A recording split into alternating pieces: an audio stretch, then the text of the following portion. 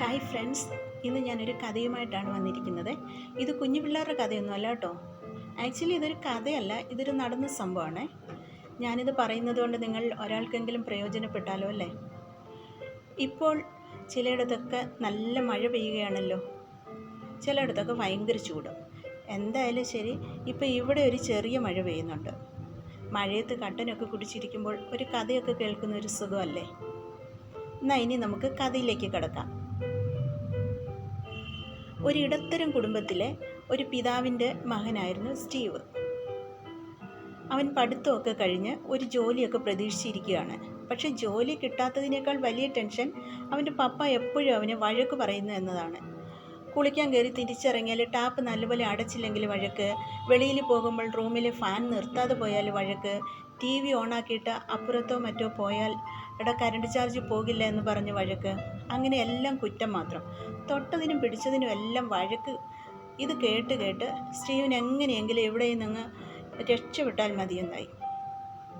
അങ്ങനെ ഇരിക്കുകയാണ് അവന് താൻ പഠിച്ചതിൻ്റെ ബേസിലുള്ള ഒരു ജോലിക്കുള്ള ഇൻ്റർവ്യൂ കോൾ വന്നത്. പിറ്റേ ദിവസമാണ് ഇൻ്റർവ്യൂ. അവന് ഭയങ്കര സന്തോഷമായി. ജോലി കിട്ടുന്നതിലുള്ള സന്തോഷമൊന്നുമല്ല കേട്ടോ. ഈ വീട്ടിൽ നിന്ന് ഒന്ന് മാറി നിൽക്കാമല്ലോ, സ്വാതന്ത്ര്യമായിട്ടൊന്ന് ജീവിക്കാമല്ലോ, പപ്പായുടെ വഴക്കിൽ നിന്ന് രക്ഷപ്പെടാമല്ലോ എന്നതായിരുന്നു അവൻ്റെ സന്തോഷം.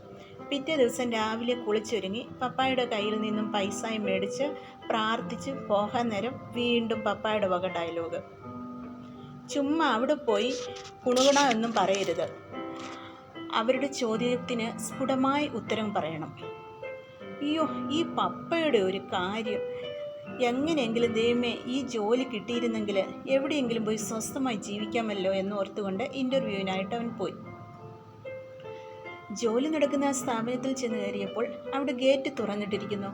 സെക്യൂരിറ്റി ഒന്നും കാണുന്നില്ല. അപ്പോൾ പെട്ടെന്ന് മൈൻഡിലേക്ക് ഓടി വന്ന്, പണ്ടൊരു ദിവസം ഞാൻ വീടിൻ്റെ ഗേറ്റ് അടയ്ക്കാതെ പോയപ്പോൾ പപ്പായുടെ വക വഴക്ക്. പിന്നെ ഒന്നും ചിന്തിച്ചില്ല, പെട്ടെന്ന് തന്നെ ഗേറ്റ് അടച്ചു. സൈഡിൽ നോക്കിയപ്പോൾ ആവോ, അതിമനോഹരമായൊരു ഗാർഡൻ. അതിങ്ങനെ ആസ്വദിച്ച് നിന്നപ്പോൾ ആണ് കണ്ടത് അടുത്തുള്ള ടാപ്പിൽ കൂടി തുള്ളി തുള്ളിയായി വെള്ളം വീഴുന്നു. ഓടിപ്പോയി അതും അടച്ചു വെച്ചു. അത് കഴിഞ്ഞ് ഇൻ്റർവ്യൂവിനുള്ള റൂം കണ്ടുപിടിച്ച് അങ്ങോട്ട് നടന്നു. ഇൻ്റർവ്യൂവിനിരിക്കുന്ന ആളുകളെ കണ്ടപ്പോൾ തന്നെ കണ്ണ് തള്ളിപ്പോയി. ഒരു പോസ്റ്റിലേക്ക് 50-ൽ പരം ആളുകൾ.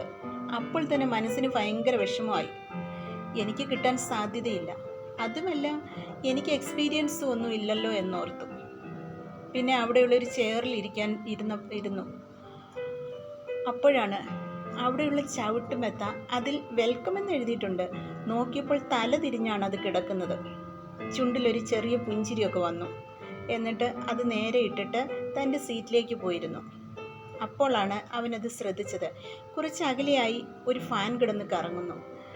എന്നാൽ അവിടെ ആരും ഇരിപ്പില്ല. പെട്ടെന്ന് ഒരു നിമിഷം അവൻ പപ്പായെ ഓർമ്മ വന്നു. ഉടനെ ഓടിപ്പോയി ആ ഫാൻ ഓഫ് ചെയ്ത് തിരികെ വന്നിരുന്നു. അങ്ങനെ ഇൻ്റർവ്യൂവിനായി ഓരോരുത്തരെയായി വിളിച്ചുകൊണ്ടിരുന്നു. സ്റ്റീവിൻ്റെ നമ്പർ വന്നത് 38ാമത്തെ നമ്പറാണ്. പ്രതീക്ഷയൊന്നുമില്ലേലും ചിരിക്കുന്ന മുഖത്തോടെ അവൻ അകത്തേക്ക് കയറി. മാനേജർ ഇരിക്കാൻ പറഞ്ഞു. അവൻ ഇരുന്നു. സർട്ടിഫിക്കറ്റ് ചോദിച്ചു. അതെല്ലാം കൊടുത്തു. മാനേജർ സർട്ടിഫിക്കറ്റ്സ് എല്ലാം നല്ലതുപോലെ നോക്കി. എന്നിട്ട് അവനോട് ചോദിച്ചു, എന്നാണ് ജോയിൻ ചെയ്യുന്നത്? അത് കേട്ടവൻ ഞെട്ടിപ്പോയി. എന്നിട്ട് ചോദിച്ചു, എന്നോട് ചോദ്യങ്ങളൊന്നും ചോദിച്ചില്ല. അതിന് മാനേജർ പുഞ്ചിരിച്ചുകൊണ്ട് പറഞ്ഞു, ഞങ്ങളുടെ ചോദ്യങ്ങളെല്ലാം കഴിഞ്ഞു. നീ ഗേറ്റിൻ്റെ അകത്ത് കയറിയപ്പോൾ തൊട്ട് നീ ചെയ്ത എല്ലാ കാര്യങ്ങളും ഞങ്ങൾ CCTVയിലൂടെ വീക്ഷിച്ചുകൊണ്ടിരിക്കുകയായിരുന്നു. ഇത്രയും പേര് വന്നിട്ട് ആരും അതൊന്നും ചെയ്തില്ല. നിന്നെ അപ്പോയിൻമെൻറ്റ് ചെയ്തിരിക്കുന്നു. സാഹചര്യങ്ങളെ വീക്ഷിക്കുന്ന ഒരാളെയാണ് ഞങ്ങൾക്ക് ആവശ്യം. അങ്ങനെ അവൻ ജോയിൻ ഡേറ്റ് പറഞ്ഞിട്ട് സന്തോഷത്തോടെ അവിടെ നിന്നിറങ്ങി.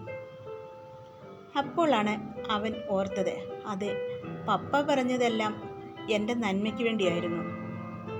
ചിലപ്പോൾ മാതാപിതാക്കൾ നമ്മളെ വഴക്ക് പറയുന്നത് നമുക്കിഷ്ടമാവില്ല. എന്നാൽ അവർ പറയുന്നത് നമ്മുടെ നന്മയ്ക്ക് വേണ്ടി മാത്രമാണ്. Thank you for listening.